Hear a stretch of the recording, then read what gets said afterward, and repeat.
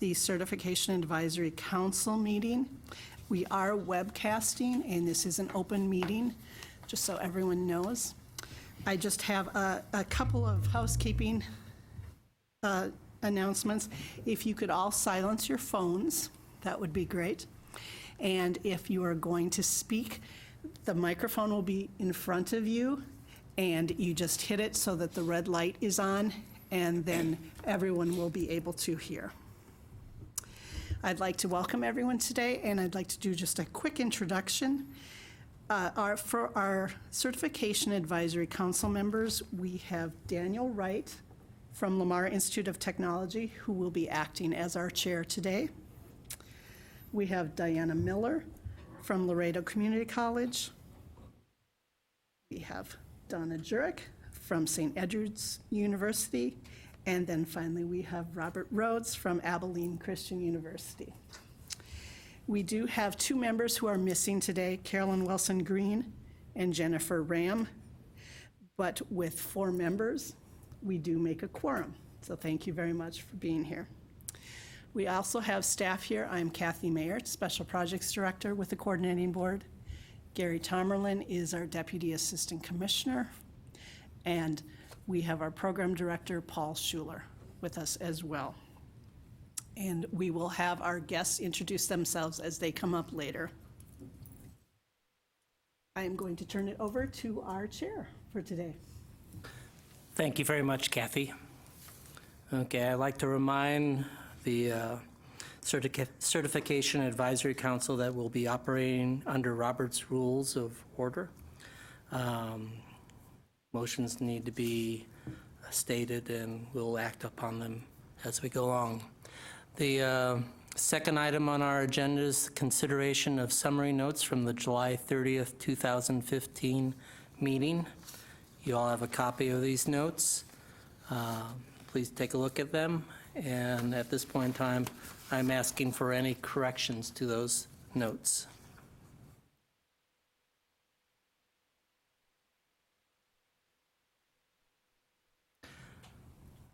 Okay. I'd like to ask for a motion to accept the notes as they have been written. I move we accept them as written. And I need a second. I second.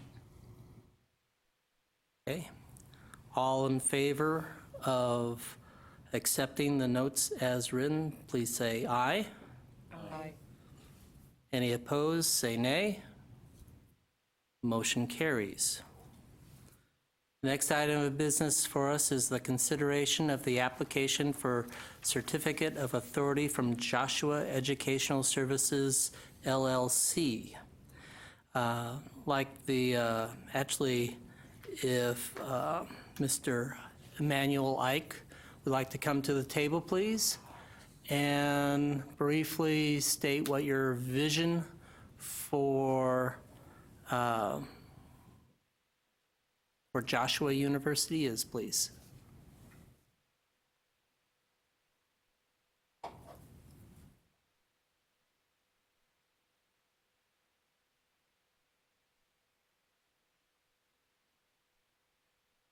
And please introduce yourself, sir.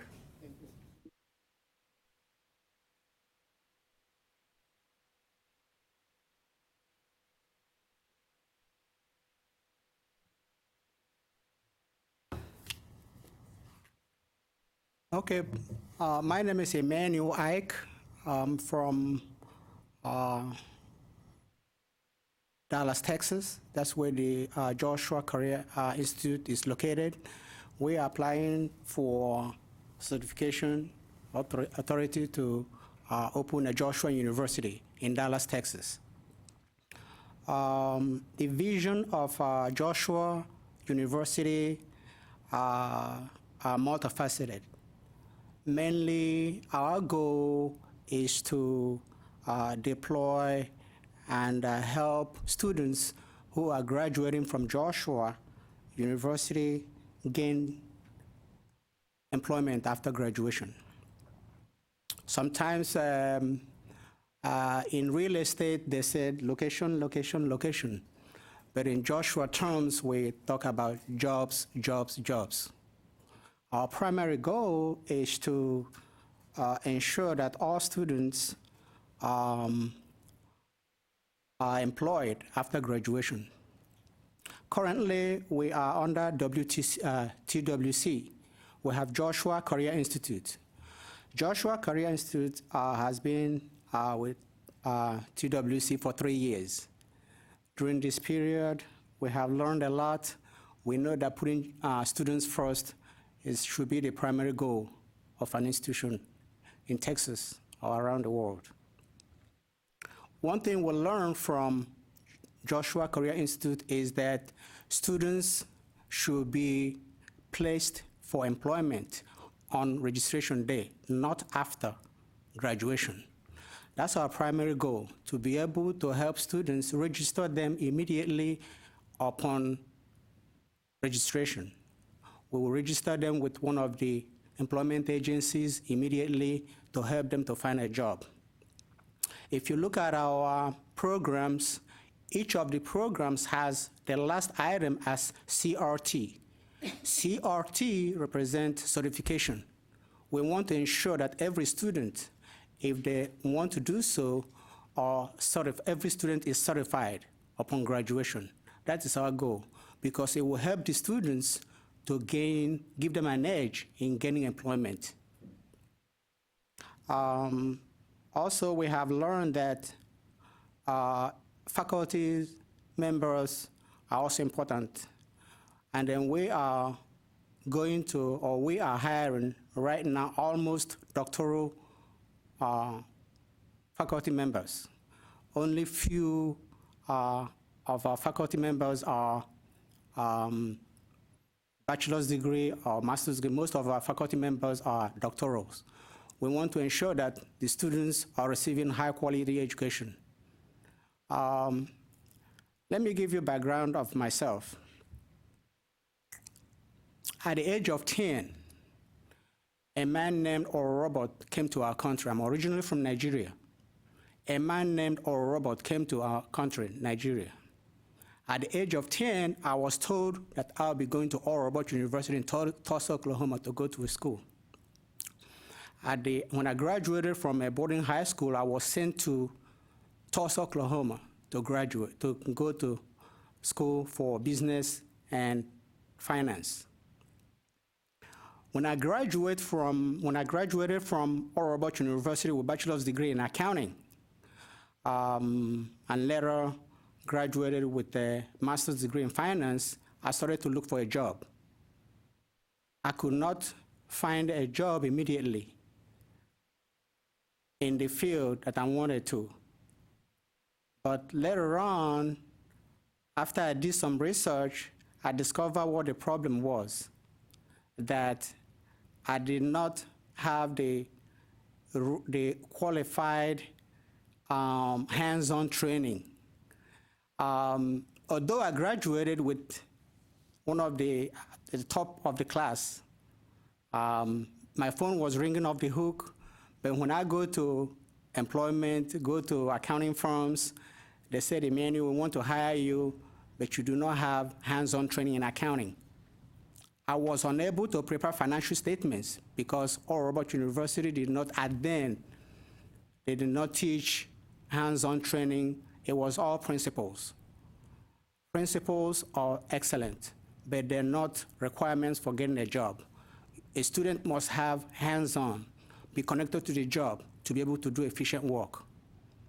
I was frustrated in getting a job. For a while, I started teaching myself accounting. It was then that I started writing a book, How to Teach Accounting to Myself, so I can learn to get a job. After I wrote the book, universities started using those books, the books I wrote for their school, for their lab. And that's how, make the long story short, that's how I started at the Joshua Career Institute. I learned from then that hands-on training is vital to students. Yes, Joshua University could be theoretical, but we want to emphasize that the graduates should have hands-on training in whatever field they're doing. They want to be connected. They have to be connected to exactly what they're doing. if they are writing research. I was in a classroom in 2 other universities, and I had a student, they will post in fact, 2 students, they post an email, please help us to get our research started. We don't know how to get started. But I was saying to myself, yes, I know how to do this, but it's not fair for these students. The school should post examples of what you want the students to have. Students should not be asking, how do I start the project, or where do I go, or different things. But I replied in one of the emails and told the guys, this is where you start, this is how you start, but it should not be that way. The school should have posted samples of what you expect from the students. And at the same time, you want the students, you hold them to a higher level of excellence to even perform more than the samples. So our goal in Joshua University is to be hands-on in terms of being connected to the actual work they will be doing. We want the faculty members to know, we have discussed this at length. We don't want theory alone. We want them to have hands-on training in whatever field they are. In terms of, if they are in marketing, they want to write marketing plans. They want to go and talk to somebody. Have maybe in the process we'll have apprenticeship where a student can go to a marketing firm and then learn how to do marketing. So we are a hands-on school. We want to be a hands-on university. I'm here by myself because I want to be authentic. Authenticity is very important to me. I would have flanked myself with 10 lawyers here or 10 professionals, but that doesn't mean anything. I want you to be able to hear the authenticity in me, that I have the passion to make this university work. We have been with TWC, and then since 3 years, we have had no problems. We have gotten some reply from the students. I would have brought some of them here so you can see they enjoy the hands-on training. So our goal is to, number 1, get the students job ready. Number 2, we want them to be very self-confident whenever they go to look for a job. They should not go to look for a job and they're not self-confident. We want them to have full self-confidence in whatever they're doing. That's our primary vision. Thank you so much, board, for inviting me to this meeting. I really appreciate it. Thank you very much, Mr. Ike.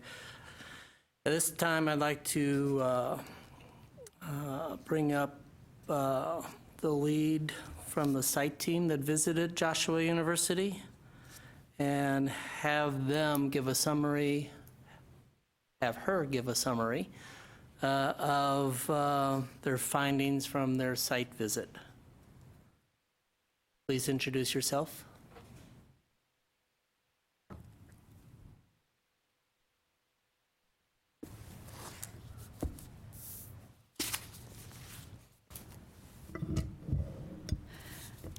Good morning, members of the Certification Advisory Council and coordinating board staff members.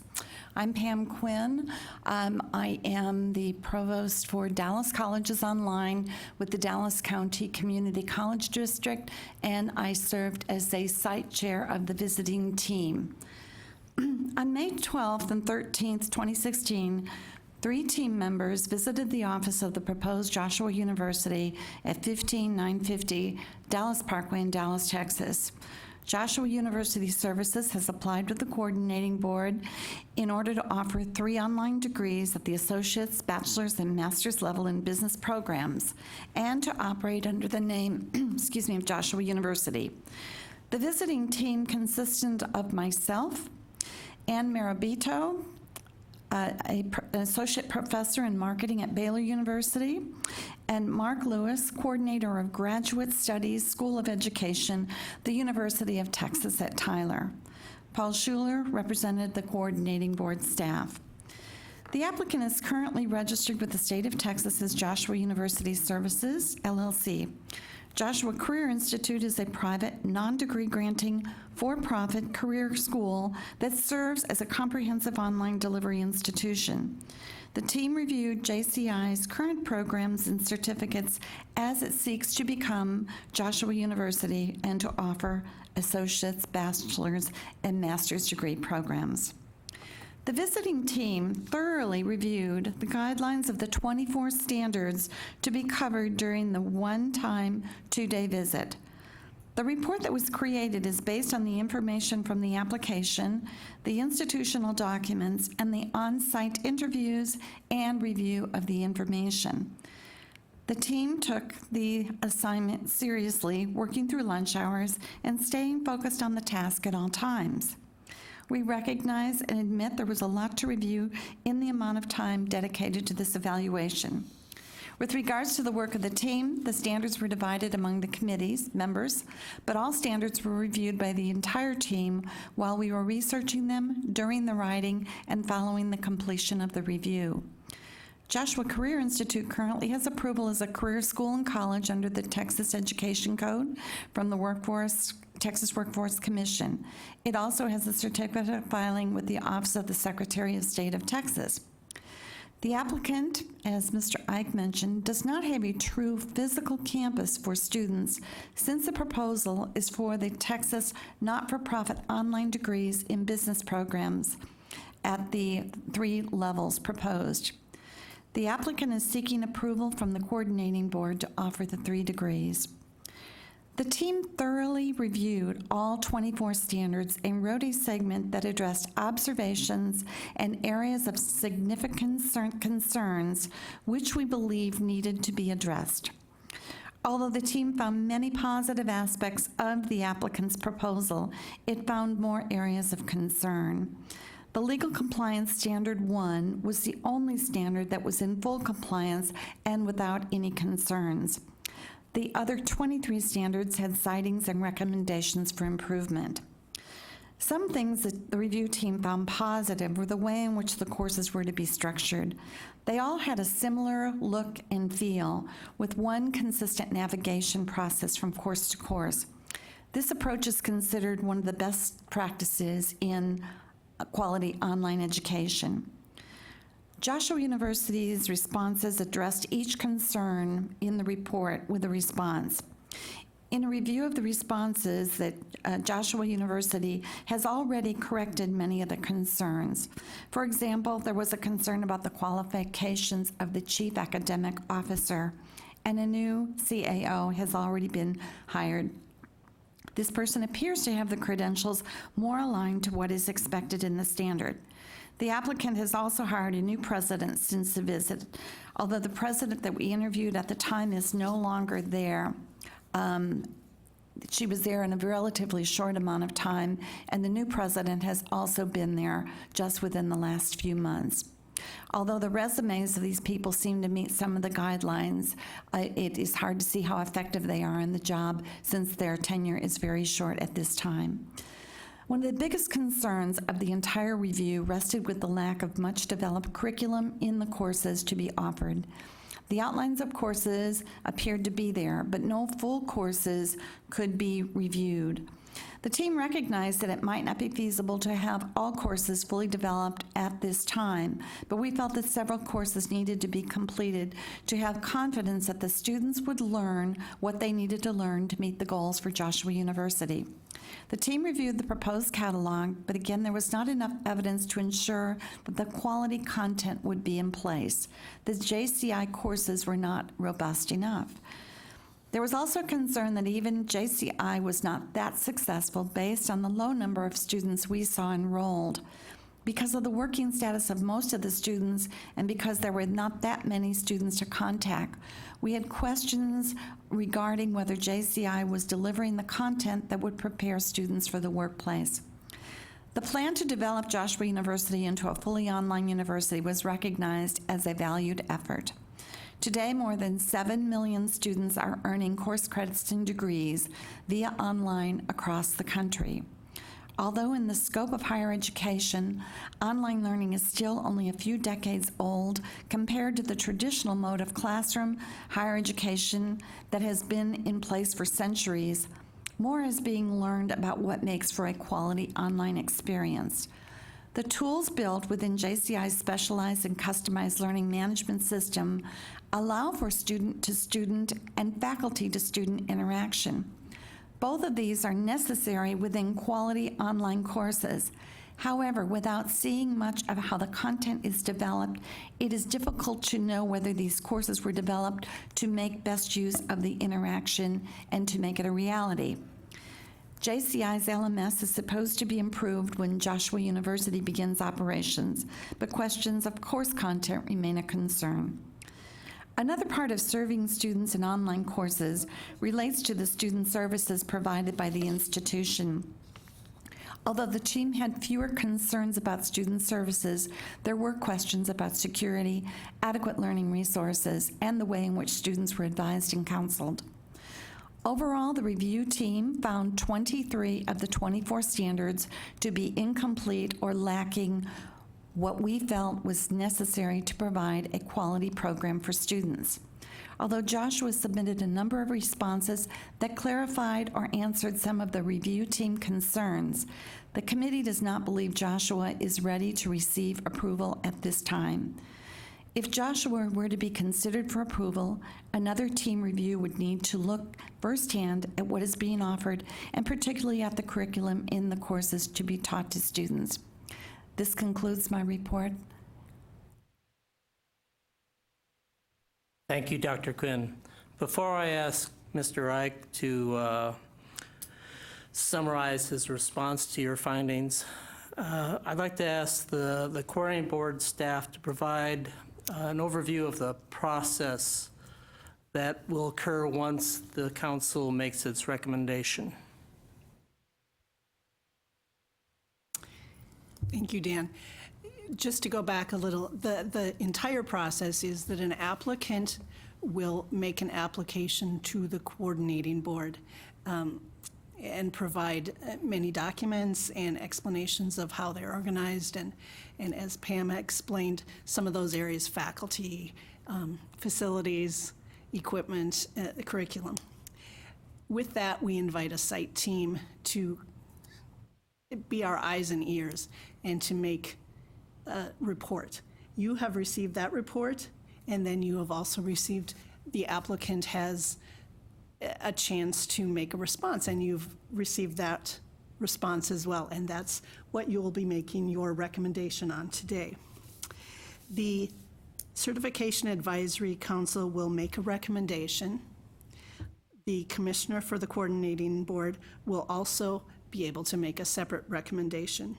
That will go to a committee of the board to review, and then everything will ultimately go to our October coordinating board meeting.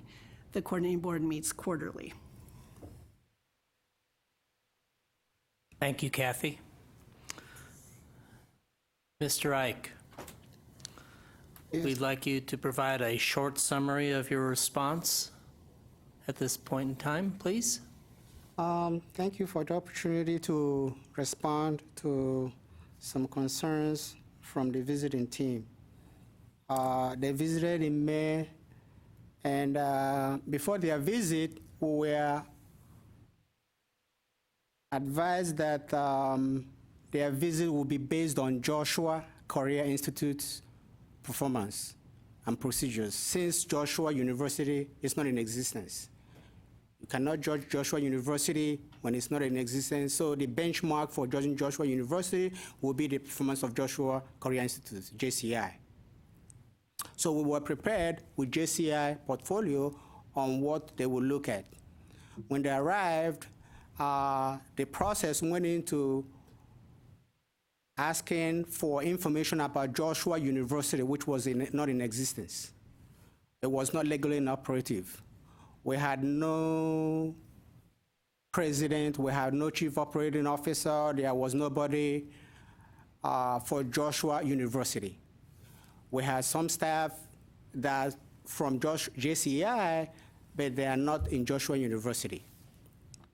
After the visit, they advised me of 6 major areas that I'll be looking at, including financials, the curriculum. They told us to go ahead to the website and post a sample module, or what they can look at, what Joshua University will be like. If anyone goes in there to look at it and say, okay, this is from here, we will judge you. Since there was no Joshua University in existence, they are judging us based on Joshua JCI. But since you don't have anything, just go ahead, go to the website, and then populate, and then be able to have a course curriculum, so we can go in there and look at a sample of what you can provide. And we have done that. And anybody, I'm inviting anybody, we gave them the password and login, so they can go in there. Anybody can go in there right now and log in and be able to see what the students can learn. We had a sample module of what anybody can see. They address concerns of, so mainly the problems or the concerns they have are from things we did not think that they would need. What we are told, get ready based on JCI's performance, get ready based on JCI background, but not on the university side. Since we are not eligible, illegally, we cannot operate a university that's not been approved. So we went ahead and we were ready based on JCI's information.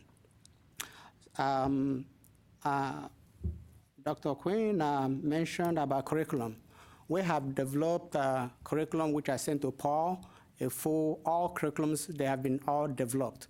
We send them to Paul with samples, complete samples, with flash drive, the physical, both soft copy and hard copy. So anybody can take a look at our curriculum. It's all been developed. It's ready to go. Anybody can go and look at it. I'm saying that if we were allowed to create Joshua University, and then if we were allowed to begin the university, then they will have something, a benchmark to look at. Since Joshua University is not in existence, there's no way you can judge us on the Joshua University if it's not in existence.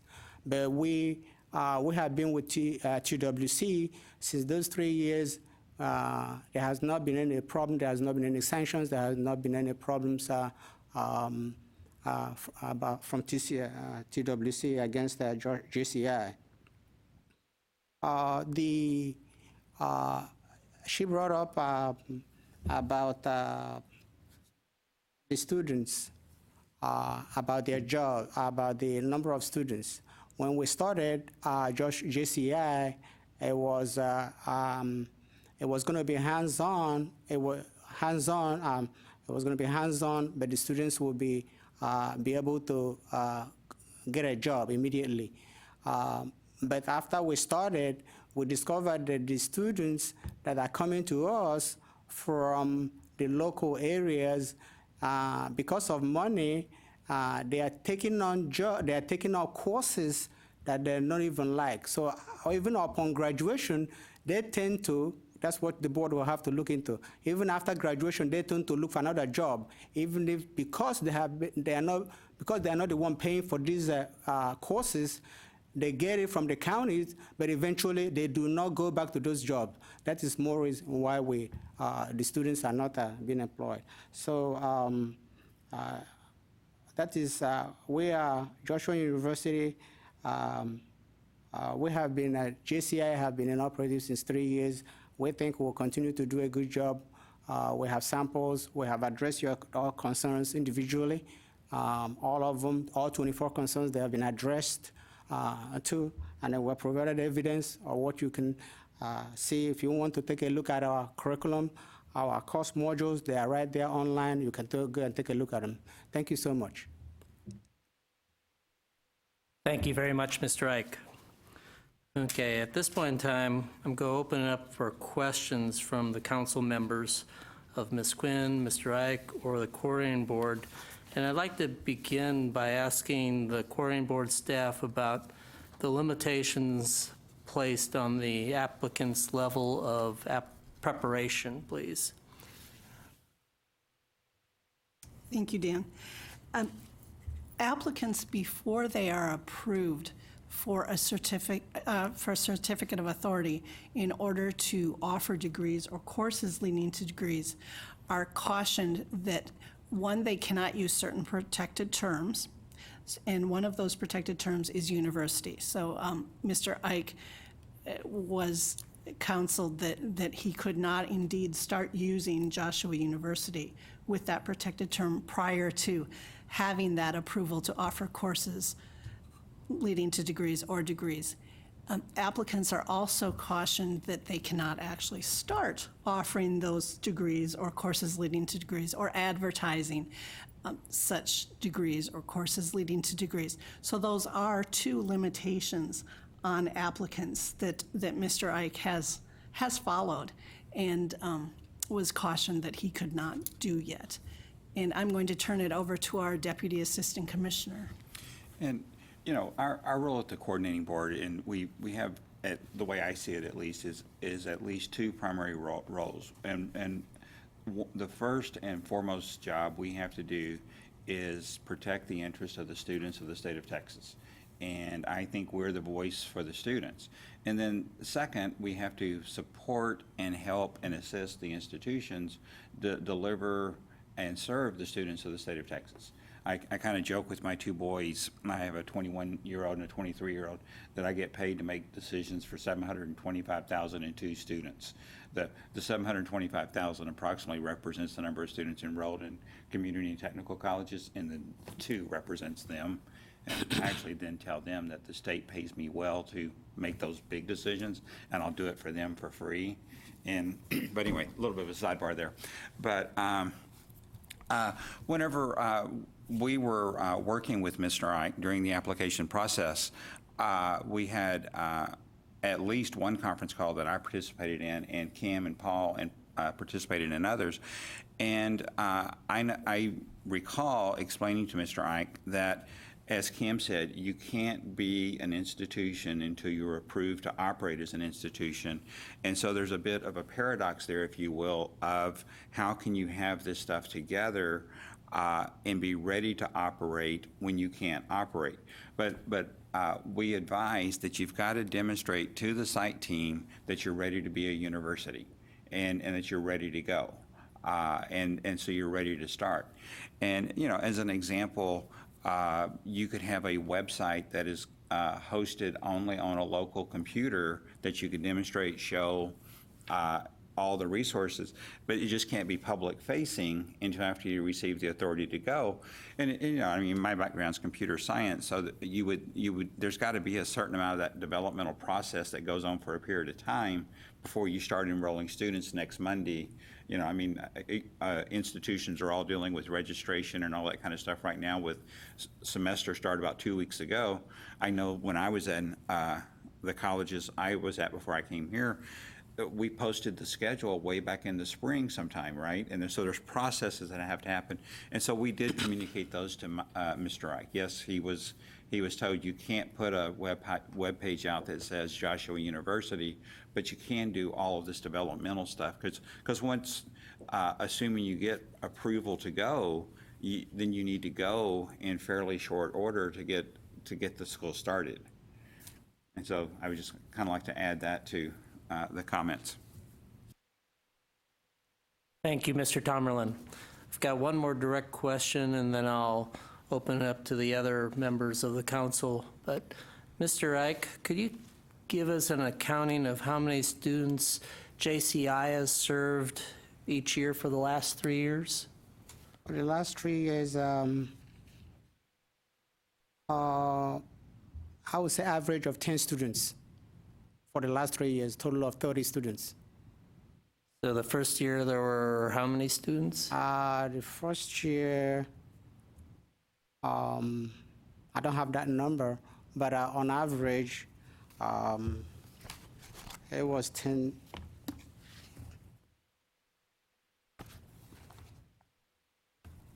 Totally, it will be 10. It will be 30 students. Let's see. don't have that number with me. So a total of 30 students over the last 3 years? Yes, Okay, thank you very much. thank you. Members of the council, feel free to ask questions.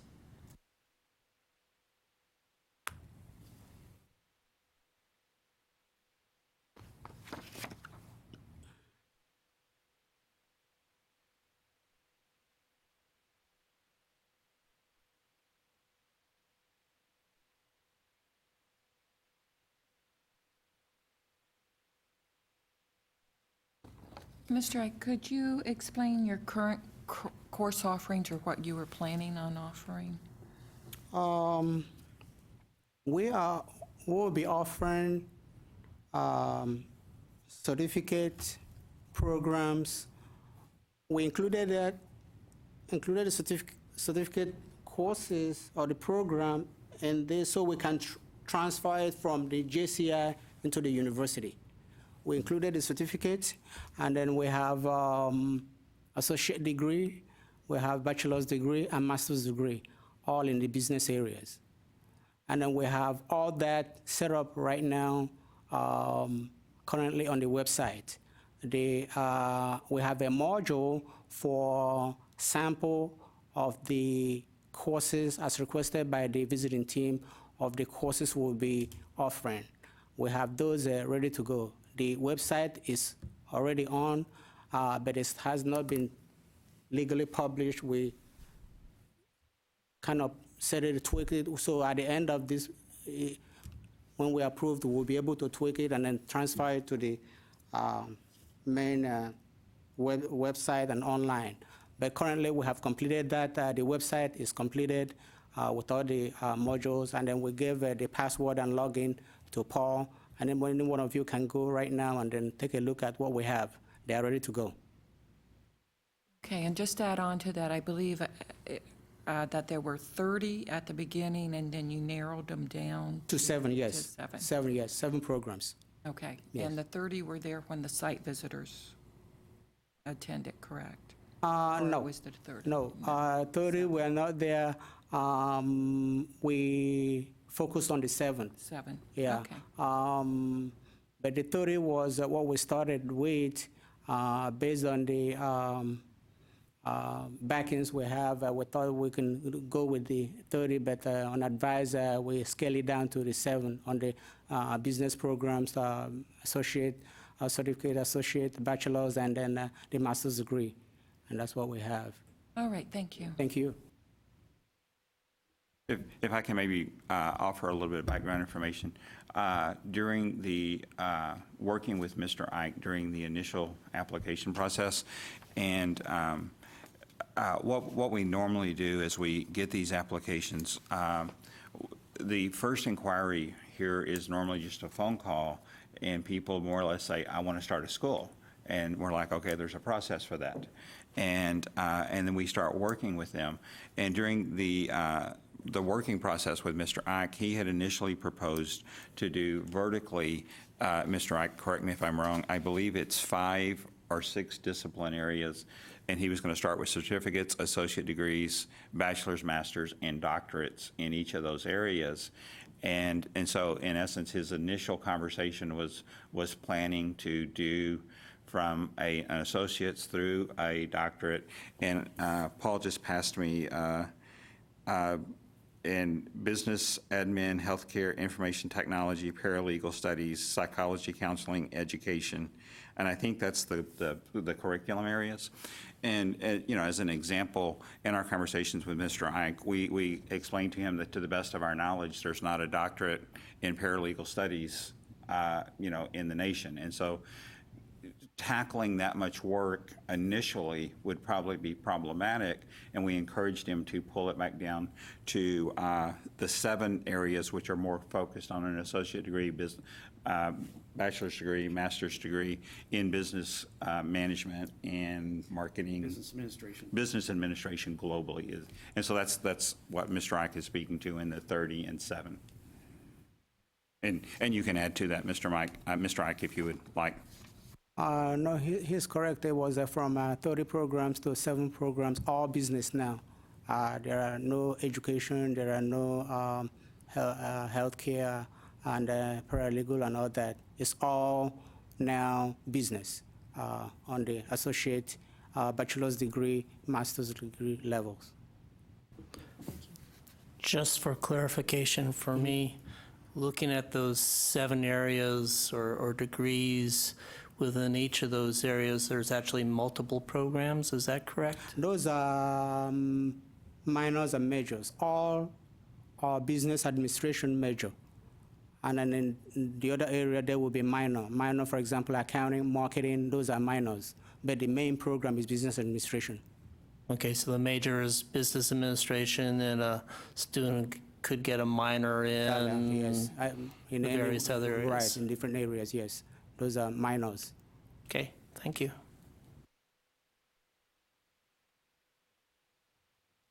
Mr. Ike, you talked a little bit in your explanation about wanting this to be very much hands-on training. And I understand that in terms of that being totally the focus in terms of your work with TWC.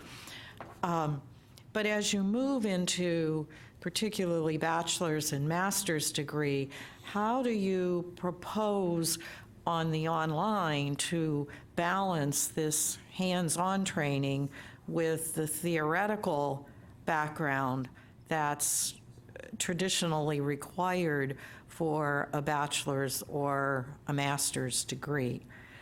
And what are you talking about in terms of certifications? What specific kinds of certifications? Thank you so much, Ms. Rhodes. Our programs, we started with 2WC, is hands-on. But as you said, when you progress from 2WC, which is a college, to university level, you have a bachelor's associate degree, bachelor's degree and a master's degree, and supposedly a doctoral degree. Those are research areas. Students will be doing more research. But there is currently almost finishing my doctoral degree, and I have had, it's online, I've had educational leadership, postmaster at Liberty University, and that's 100% online too. Now, in those classes, I felt that there's no connection with the student with the work they're doing. In our program, we want to be able to, for example, if you go to our website right now, you will see that we have used marketing as a module for you to look at. And a capstone of that marketing is a marketing plan. When I took a marketing course at a university, I did not know anything about marketing plan. There are certain items in every course, there are core contents that a student will get out of a course.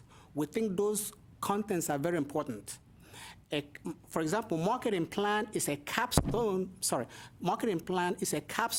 of a marketing student. When you are taking marketing courses, you want to be able to learn everything you can about marketing.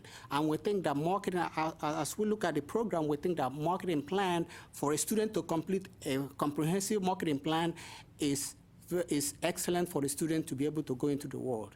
That's an example of what I'm talking about being hands-on. You can be a master's degree, you can also be in bachelor's degree, doctoral degree, but you want to be able to have something tangible. You don't want to get 4.0 or you get A's in your class. At the end of the course, you don't have anything, your heart is not connected to any particular project. We want to make our courses project-oriented so that somebody can look at a particular emphasis on a course and know exactly what they have done. You talked about our courses, even when you look at the depth of, if you go to our website and look at the depth of our courses, you can see we have integrated interactivity. We have lessons, we have assignments, we have tests, we have a discussion board. Within the lessons, we want the students to learn everything they can from the textbooks and the materials in the course. Assignment is mainly hands-on, like I was explaining to you. Someone to be able to have something tangible they can get out of the course. At the end of the course, they want to say, yes, I've done this. If it's an accounting course, we want the student to have a portfolio of accounting financial statements they prepare during the course. We want them to have something tangible they have done in the course. That's where you bring in the hands-on. It's not a question of reading through the books and then getting all that. It's not the end of it. You want somebody at the end of the course to have a project they can present to somebody, and this is what I've done. This is what we plan to do.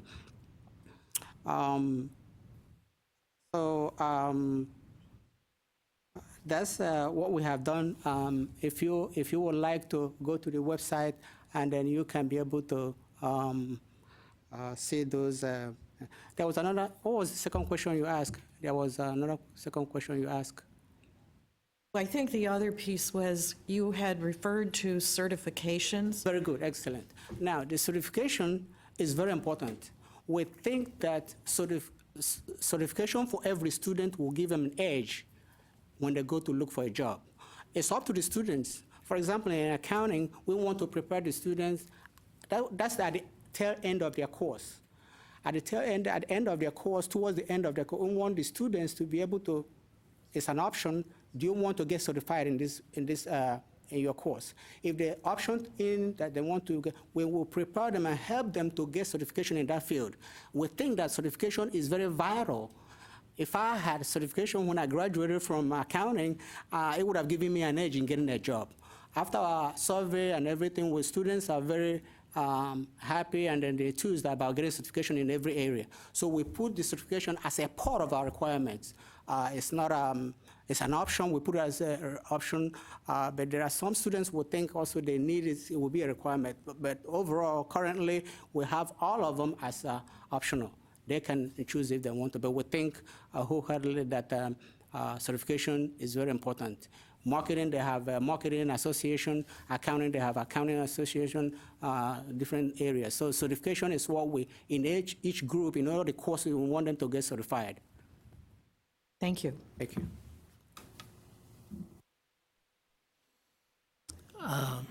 Ms. Quinn, as part of your recommendation, I believe it was for another site visit, looking at the response from Joshua University, how many of the 24 standards still need to be reviewed in your mind in terms of another site visit? I don't know that we actually went through that to that detail. I did talk with all of the team members, and there was still a level of uncertainty on the preparedness of the university to be launched at this point.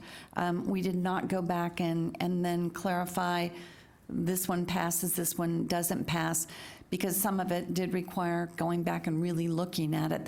In some cases, the words sounded, very good, but it was hard to really prove it without actually looking at it.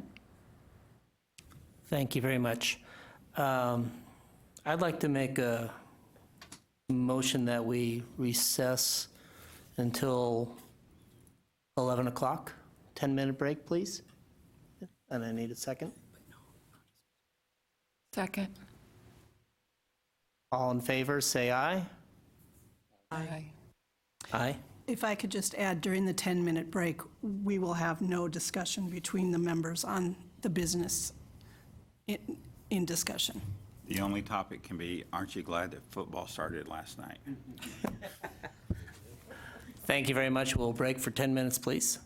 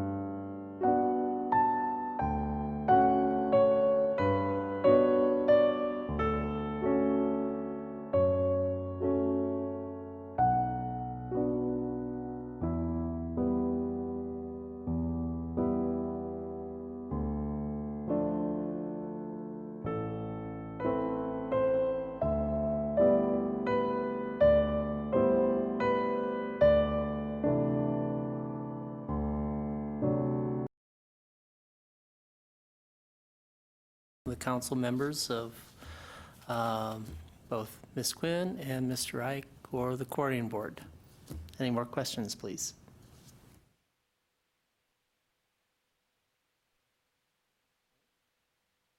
More questions? Okay. I would like to ask if a certification advisory council member would like to make a motion for a recommendation.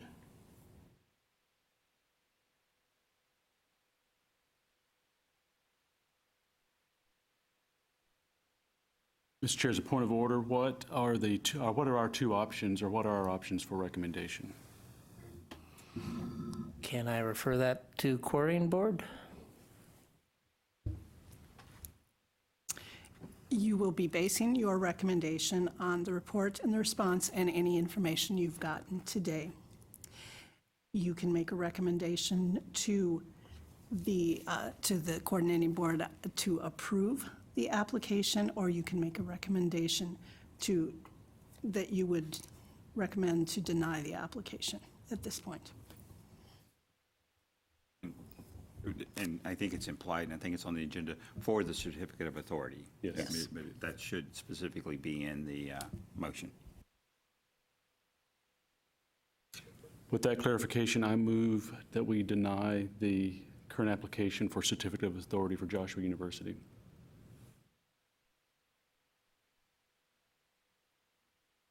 Do I have a second? I second the motion. Ms. Mayard, would you please read back the motion for us? Was your motion, you move to recommend denial of the application of Joshua Education Services? Yes.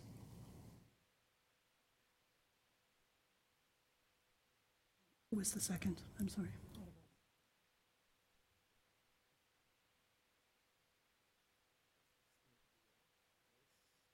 Yes.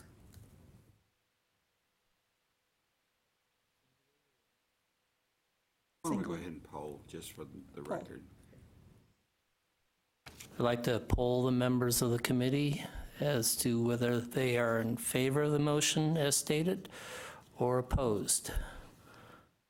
Ms. Rhodes? In favor? Ms. Jurek? In favor. In favor? And I also am in favor of that particular motion. Having polled the council, let's see, the motion passes. Thank you very much, Mr. Ike, Ms. Quinn. Okay. Next item on our agenda is an update on upcoming meeting dates and expected activities during academic year 2016-2017. Ms. Mayard, would you give that update, please? Yes. The committee members should have in front of them our upcoming dates. And I would just like to point out that for scheduling purposes in the boardroom, we had to move dates primarily to Tuesday. So if you could all make that notation. We have upcoming October 27th, 2016. That's a Thursday. And then the next three are all on Tuesdays. January 24th, 2017, April 25th, 2017, and July 25th, 2017. That takes us through academic year 2016 and 17. I just wanted to give you an estimate on upcoming applications. We never know actually when we're going to get an application, but we do have one that we believe will be at the October meeting. It is in process, and we are working with that institution and the report for the site visit and then a response. We will probably have another one ready for the January or April 2017 meetings, but we do not have an application in at this point. I also wanted to note that we may have some additional applications if a national accreditor that is now in the process of being recognized is not re-recognized by the U.S. Department of Education, so that schools now under a certificate of authorization might at some point need to seek a certificate of authority. So please just keep that in mind, that we might have those type of applications as well. And then finally, just a final housekeeping note. If you could give me an estimate of your travel and preparation costs, we need to keep that on record for reporting on our advisory committee. So if you can just submit that to me, how much your travel costs are and any preparation copies, things like that, that you might have had for this meeting. And we don't need anything fancy, just No. tear out a piece of paper and we have to report to the Legislative Budget Board how much it costs to host all of our meetings, or at least an estimate of all of our meetings. And so all of our committees that meet over a course of a year, we just have to come up with an estimate, and we put that all into a big report that we put together. And so just ballpark. All right, I will turn it back to our chair. Thank you, Ms. Mayert. The last item on our agenda is adjournment. Ask a member of the council to make a motion to adjourn. Motion to adjourn. And a second? Second. All in favor to adjourn, say aye. Aye. Aye. Any opposed? Motion carries. Okay, we are adjourned. Thank you very much, everyone.